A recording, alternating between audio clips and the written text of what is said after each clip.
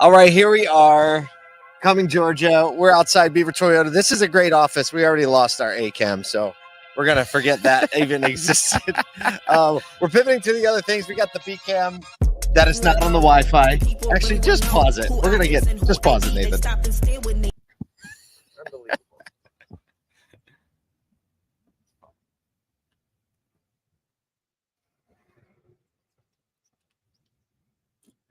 I don't think you can pause it. We're live. We're still live. Because once you go live, if you end the stream, you're toast. This is what you get when the automotive troublemaker has to go on, no matter where you're at, whether you're on Wi-Fi or you're doing something else. We're hanging out today we're at Beaver Toyota. It's in the background. You got the fire pit right here. Paul's running some sort of A-cam, B-cam setup. We're not really sure exactly what's happening. Here we go. We're coming back in hot. We promised we've got the news for you. We promised we got all the good stuff. If you're listening to this on the podcast, you have to go check out the video because it'll crack you up. All right, let me tell you about one big difference of Cumming, Georgia on April 17th and Syracuse, New York. There are bugs out. So many bugs. And they're excited to be alive because they just hatched. They have all that spring energy. So here we're outside. Few things to talk about today. Obviously, ASOTU CON is coming up. We just actually saw a representative from Client Command, who is located right here in Cumming, Georgia. So we got to hang out with a couple industry partners already this morning, and we're going to hang out with a lot more dealers at ASOTU CON. Glenn Pash this morning. We're in the hotel. Randomly. Glenn Pash walks in the hotel, and we're like, oh, so we just got to hang out with him a little bit. He will be moderating an awesome panel at ASOTU CON. That I'm excited about. We've talked about it a couple of times, but Nathan, our producer, had this idea to basically pit the single point of contact dealer, kind of way of doing business against the what we would call traditional or finance manager driven way of doing business. Like, I'll put them in a room, and then we're going to put boxing gloves in there and, play some. My money's on Erica. My money's definitely on Erica. My money's on Erica. But if you haven't checked out the roster, we have over 80. I know I've been saying 60. It's actually over 80. My team yesterday was like, it's close to 90. Yeah. So, speakers. Yeah, we're over 80. So go to ASOTUCon.com and just look at the list of speakers. That is going to be worth you visiting alone. We still have some tickets left, and hope you can join us because it's going to be something like you've never experienced and give you something that you can take home and actually make some real change in your dealerships when you get back. All right, let's talk about some news. The voting this morning is beginning to determine whether or not to unionize the Volkswagen plant in Chattanooga. Sean Fain is on site. He was on Auto News yesterday, back in the news cycle. I'm sure that makes him very happy. But in a dramatic move yesterday, Southern governors are issued cautioning statements to VW employees, over 4,300 workers at the plant, warning that voting for a union could actually threaten their jobs. This is coming from the governors. So from Tennessee, Alabama, Georgia, Mississippi, South Carolina, and Texas, they've publicly opposed unionization. Obviously, this is part of UAW's broader strategy to unionize all the non-union plants. VW obviously is definitely they've been close in Tennessee a couple of times. And they think maybe this is the time they get it done. Volkswagen has expressed neutrality, saying, they support their workers' right to vote for a union or not. Here's what Tennessee Governor Bill Lee said. He said, "We are seeing in the fallout of the Detroit 3 strike with those automakers rethinking investments and cutting jobs. Putting businesses in our states in that position is the last thing we want to do." Governor Bill Lee is mostly loved around Tennessee. He ain't scared. And he ain't scared to say a thing. Nope. He's got a little bit of a backbone. So, this, we've known this is coming.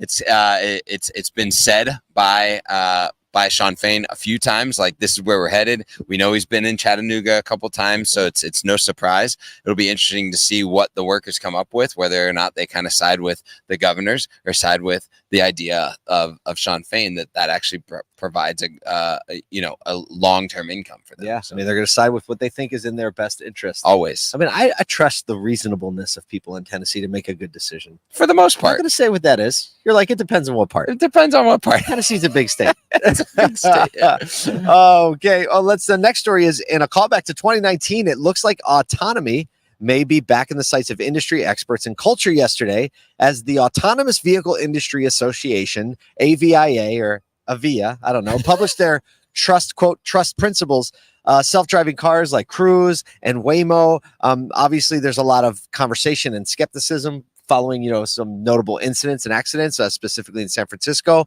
AVIA wants to basically enhance the community relationships around autonomous driving, and also kind of establish a council with first responders and kind of really lean in on the safety conversations. Here's a big one. They want a broader challenge is distancing themselves from autonomous features in cars like Tesla. They're saying, no, this isn't that. Yes, exactly. This isn't that. Who's this? This is Jeff Farrar, the CEO of AVIA, says with today's announcement, the AV industry is AV. It's just weird.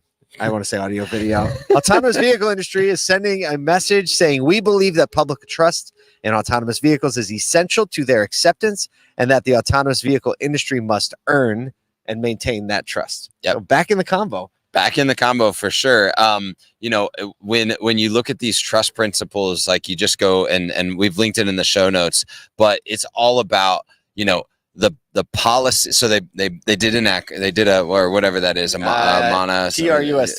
So TRUST, acronym, transparent interactions with government and officials, responsible integration of autonomous vehicles into communities are a part of that. Upholding the highest cybersecurity and privacy standards, safety first culture and governance, and transportation policies that will increase safety and public trust on AVs. So they're really like this council that is primarily driven by Cruise and Waymo and a few other autonomous vehicles are saying like, hey, we want to, in the public and in the public and private sector, both in communities and in the political arena, have like a really strong conversation about what it means to integrate this into daily life, because we see progress and the opportunity there.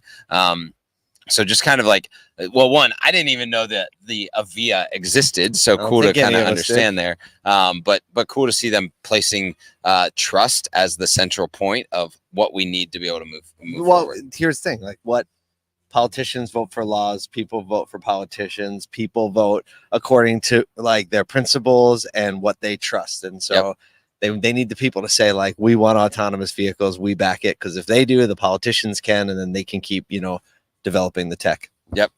Speaking of the people. Oh, stop. No, we got this. Yeah. So Carvana is collaborating with NRG, so a lot of times called Energy, and Rocket League influencer Musty. That's a big influencer. He's the one that invented Rocket League. Right, exactly. For a unique giveaway offering gamers a chance to win a Tesla Model 3, blending the excitements of esports with a high-stakes prize. Musty, the influencer, will personally deliver the Tesla to the winner, enhancing the connection between the gaming achievements and tangible rewards.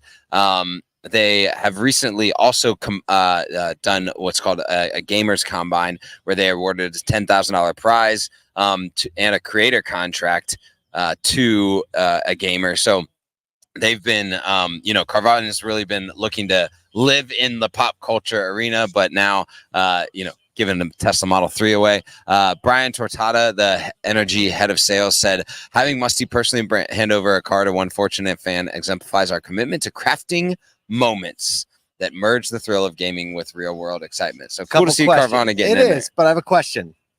Are they giving away a used Tesla? No.